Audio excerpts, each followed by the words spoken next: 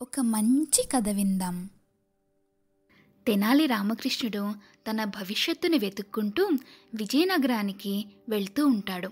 అలా వెళ్తూ ఉన్నప్పుడు ఒక కాళికాదేవి ఆలయం కనిపిస్తుంది. ఆ ఆలయంలో జంతు బలికి సిద్ధమవుతున్న కోయవాళ్లను తన మాటల చాతుర్యంతో తెలివితేటలతో ఆ జంతు బలిని జరగకుండా అడ్డుకుంటాడు. ఆ తర్వాత ఏమైందో ఇప్పుడు చూద్దాం. ఆ కాళికాదేవి ఆలయం ముందున్న ప్రదేశంలో రామకృష్ణుడి భార్య, కొడుకు ఆ రోజంతా ప్రయాణం వల్ల బాగా అలసిపోయి అక్కడే పడుకుండిపోతారు. రామకృష్ణుడు వాళ్ళిద్దరినీ చూస్తూ వాళ్ళకి మంచి జీవనాన్ని ఇవ్వలేకపోతున్నందుకు బాధపడుతూ ఉంటాడు. తనకు నిద్ర అస్సలు రావటం లేదు. అప్పుడే అతని దృష్టి గర్భగుడిలో ఉన్న కాళికాదేవి విగ్రహం మీద పడుతుంది. అమ్మవారిని చూడగానే రామకృష్ణుడికి ఆగ్రహం, ఆవేశం తన్నుకొచ్చి ఒక్కసారిగా లేచి గర్భగుడిలోకి వెళ్ళిపోయి అమ్మగారి విగ్రహాన్ని పైనుంచి కింద వరకు ఎగాదిగా చూస్తాడు.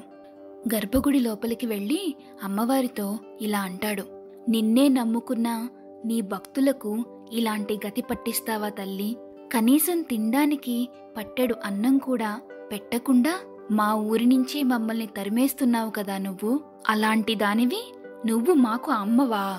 ఎంతో అమాయకంగా ఉండే కోయవాళ్ల దగ్గర నుంచి కూడా జంతు బలులను స్వీకరిస్తున్న నువ్వు అమ్మవటమ్మా అని చాలా బాధగా, ఆవేశంగా అడుగుతాడు. ఆ విగ్రహం నుంచి ఉలుకు పలుకు ఉండదు.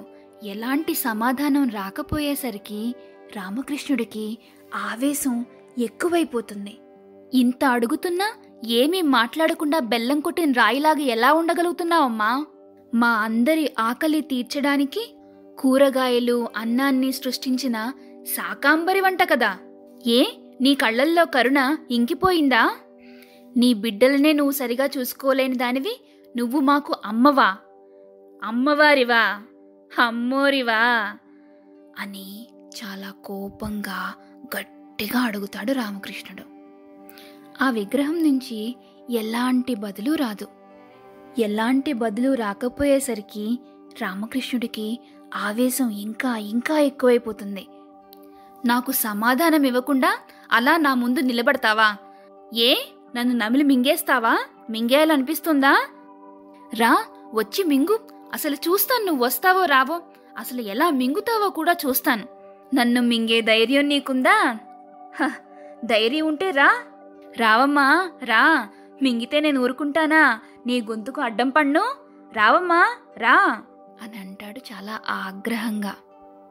అంతే, ఒక్కసారిగా కాళికాదేవి ఆలయం అంతా 1000 దీపాల కాంతులతో మిలమిలా మెరిసిపోతూ ఉంటుంది. అన్ని దీపాల కాంతులను ఒక్కసారిగా చూసిన రామకృష్ణుడు ఎంతో విస్మయంతో, ఆశ్చర్యంగా అలా అమ్మవారినే చూస్తూ ఉంటాడు. అమ్మవారు 1000 తలలతో, 1000 చేతులతో, విశ్వరూపంతో ఉంటారు అమ్మవారు. అమ్మవారి దర్శన భాగ్యానికి ఎంతో ఆనంద పారవస్యానికి లోనవుతాడు రామకృష్ణుడు.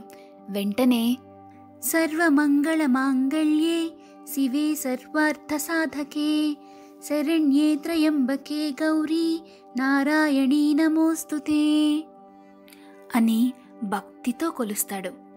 అప్పుడు అమ్మవారు నవ్వుకొని, ఇప్పుడే కదయ్యా నా గొంతుకు అడ్డం పడతానన్నావు, ఇంతలోనే స్తుతిస్తున్నావా అంటారు. రామకృష్ణుడు చేసిన తప్పుని తమాయించుకుంటూ అమ్మవారికి సాష్టాంగపడి నమస్కారం చేస్తాడు. ఈ సాష్టాంగ ప్రణామంతో ఈ దాసుణ్ణి మన్నించేసే తల్లి అని అడుగుతాడు. అడుగుతూనే అమ్మవారిని ఎలా ప్రసన్నం చేసుకోవాలా అని ఆలోచిస్తూ ఉంటాడు. వెంటనే తేరుకొని, అమ్మా నాకొక సందేహం వచ్చింది, అడగనా అంటాడు. అప్పుడు అమ్మవారు నవ్వి, అడుగు అంటారు. అప్పుడు రామకృష్ణుడు అమ్మవారినే చూస్తూ ఇలా అడుగుతాడు. ఏమీ లేదమ్మా, చిన్న సందేహమే. అది మేము మా ఒక్క ముక్కుకి జలుబు చేస్తేనే 2 చేతులతో చీదుకోలేక చాలా అవస్థ పడిపోతున్నావు. నీకు చూస్తే 1000 ముక్కులున్నాయి. ఒకేసారి నీ 1000 ముక్కులకి జలుబు చేసేస్తే ఏం చేస్తావమ్మా అని అడుగుతాడు. రామకృష్ణుడి సమయస్ఫూర్తికి అమ్మవారే పక్కపక్క నవ్వుతుంది.